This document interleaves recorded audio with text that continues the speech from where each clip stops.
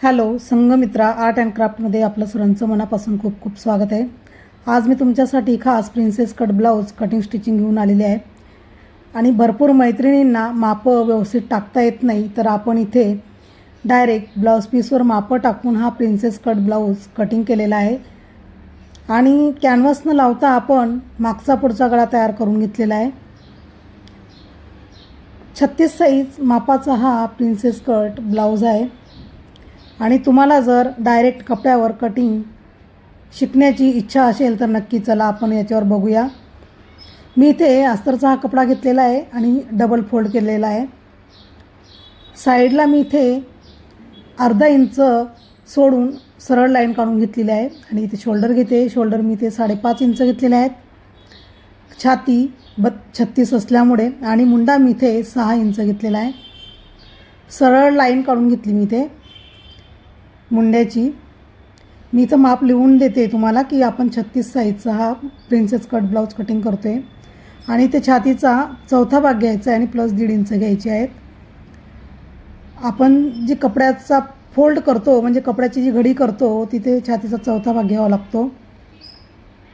छातीचा चौथा भाग घेऊन मी इथे 1.5 इंच मार्जिन घेतलेले आहेत आणि शोल्डर उतरायला नको म्हणून इथे मी अर्धा इंच घेतले आणि गळा रुंदी मी इथे 2.25 इंच घेतलेले आहेत। आतला मुंड्याचा आकार देण्यासाठी मी इथे अर्धा इंच आतमध्ये लाईन काढून घेतलेली आहे आणि आतला शेप म्हणजे पुढचा शेप देण्यासाठी मुंड्याचा इथे मी अर्धा इंच घेऊन मुंड्याचा आकार दिलेला आहे। पुढचा गळा आपल्या आवडीनुसार घ्या। मी इथे 7 इंच पुढचा गळा घेतलेला आहे आणि मागचा गळाही आपण आपल्या आवडीनुसार घ्यायचा आहे। इथे मी टक्स पॉईंट काढते। टक्स पॉईंट काढण्यासाठी आपण इथे शोल्डरपासून 10.5 इंच घ्यायचे 36 साईजसाठी आणि टक्स पॉईंटपासून मी इथे 3.5 इंच घेतलेले आहेत आणि तिथे टक्स पॉईंट मी दिलेला आहे। तुम्ही व्यवस्थित बघून घ्या। बघा शोल्डरपासून मी इथे 10.5 इंच घेतलेले आहेत आणि 3.5 इंच आपण घेऊन पुन्हा मी खाली 2 इंच घेतलेले आहेत आणि 2 इंच घेऊन आपण हा इथे टक्सचा आकार दिलेला आहे। 2 इंच आपण टक्सचा आकार दिला ना तर तिथे कपडा कमी होतो म्हणून मी एक्स्ट्रा एका साईडला 2 इंच अजून वाढवून घेतलेले आहेत आणि खाली कट करत असताना अर्धा इंच मी क्रॉस घेतलेले आहेत म्हणजे ब्लाऊज आपला अगदी व्यवस्थित येतो। टक्स पॉईंट काढून झाल्यानंतर मी इथे बघा अर्धा इंचापेक्षा कमी इथे मी दोघं साईडला अर्धा इंचापेक्षा कमी डॉट लावून घेतले आणि आपण इथे कट करून घेतो आहे म्हणजे काखेत चून येत नाही आणि आपला हा ब्लाऊज अगदी व्यवस्थित बसतो। इथे मी ब्लाऊज कटिंग करून घेते।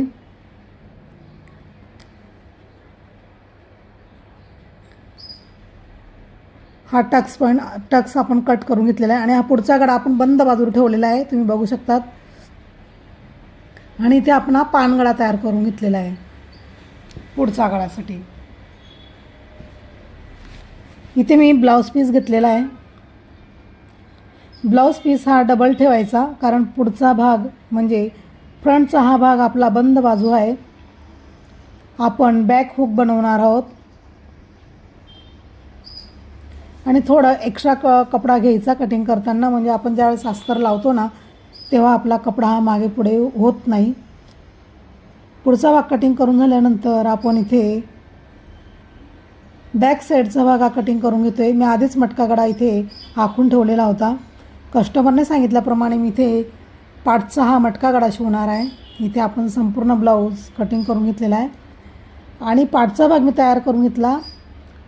ब्लाऊज पीसवर अस्तरचा भाग ठेवायचा पाठचा आणि त्याला छोटे छोटे कट लावून दाब शिलाई द्यायची म्हणजे आपला गळा व्यवस्थित बसतो।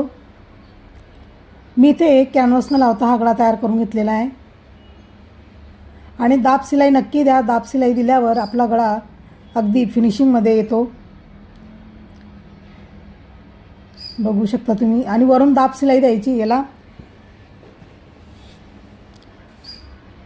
दाब शिलाई दिल्यामुळे काय होतं आपला कपडा इकडे तिकडे होत नाही आणि अगदी फिनिशिंग छान दिसते।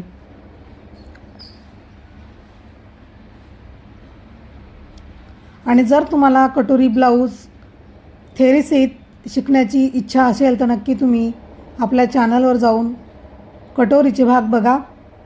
मी थेरीसहित ब्लाऊज कटिंग करायला दाखवलेले आहेत. इथे मी टक्स घेते. भरपूर मैत्रिणींना टक्स घेताना अडचण येते, तर टक्स घेताना कसे घ्यायचे, शोल्डरच्या मधोमध फोल्ड करायचं आणि मग हा टक्स घ्यायचा 3.5 इंचावर. दोघं साईडला टक्स घेऊन झाल्यानंतर मी इथे मध्ये करून बॅक साईडचा भाग हा कट करून घेतलेला आहे आणि आपण इथे काच बटनपट्टी लावून घेणार आहोत. काच बटनपट्टी तशाच पद्धतीने लावायची, ज्यावेळेस आपण फ्रंटला लावतो ना तशाच पद्धतीने इथे काच बटनपट्टी लावून घ्यायची आहे.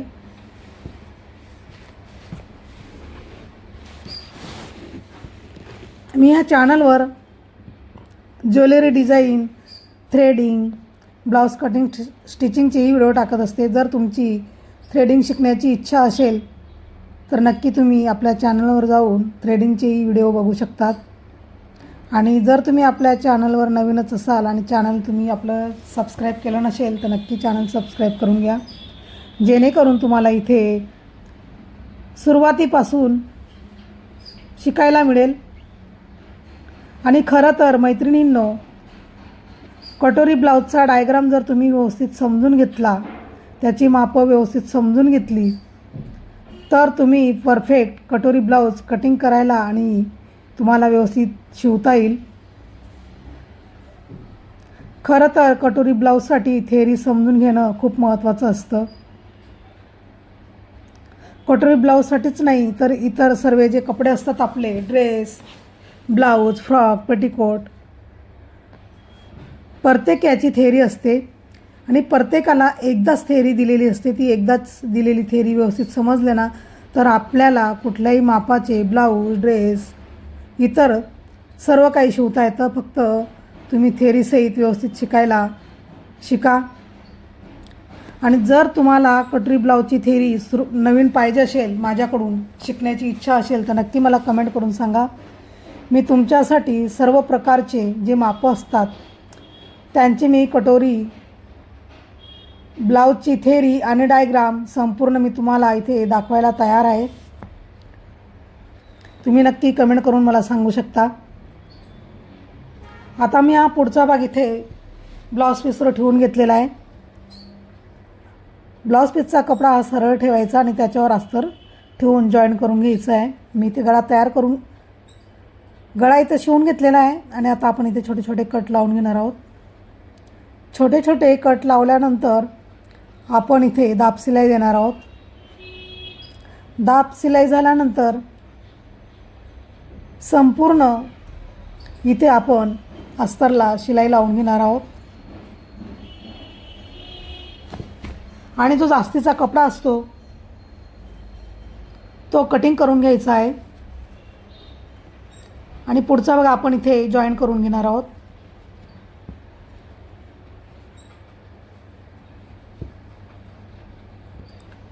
डबल शिलाई घ्यायची, जेणेकरून शिलाई उसवणार नाही. इथे मी दोघं भाग जोडून घेतलेले आहेत पुढचे आणि आपण एक कमरपट्टी लावून घेणार आहोत. इथे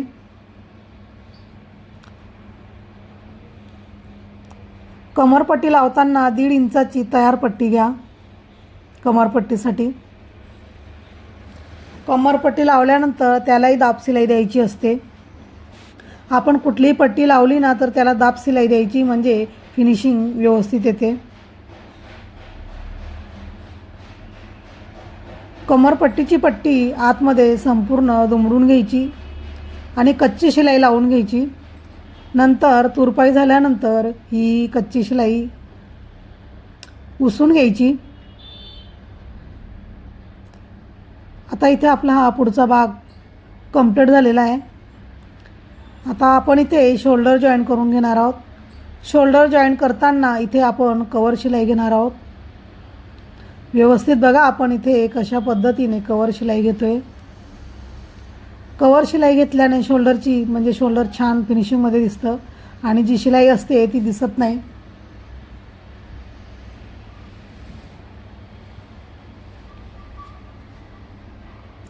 शोल्डरला डबल शिलाई घ्यायची.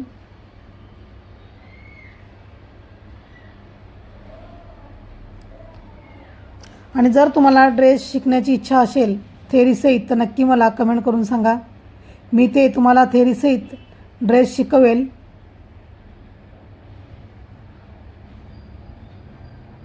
इथे आपण एका साईडचा शोल्डर जोडून घेतलेला आहे, तुम्ही बघू शकतात. हे बघा, खूप छान अशी आपली इथे शोल्डरची शिलाई दिसते. आता इकडचे शोल्डर आपण तसंच जॉईन करून घेणार आहोत.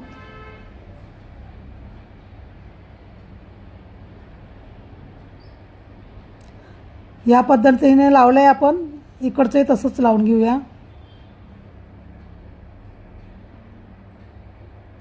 व्यवस्थित बघा मी कशा पद्धतीने ते शोल्डरचा कपडा घेतलेला आहे.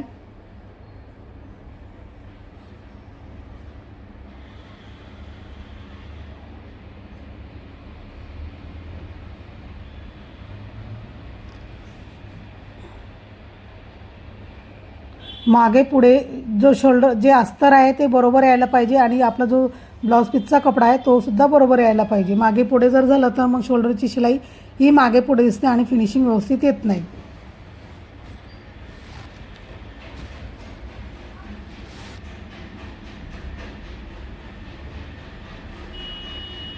डबल शिलाई करून शोल्डर जॉईन करून घेतलेला आहे आपण इथे बघा. आता वरून दाब शिलाई देणार आहे.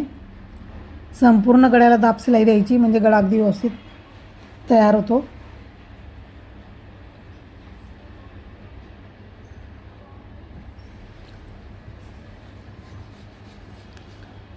तुम्हाला जर लेस लावायची असेल तर तुम्ही गळ्याला लेस लावू शकतात.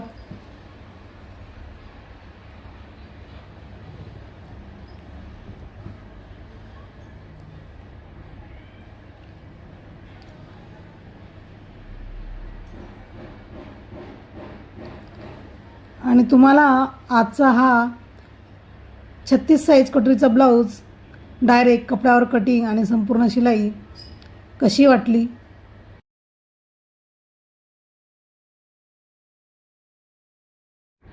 36 size princess cut blouse direct कपड्यावर कटिंग आणि स्टिचिंग हा व्हिडिओ तुम्हाला कसा वाटला?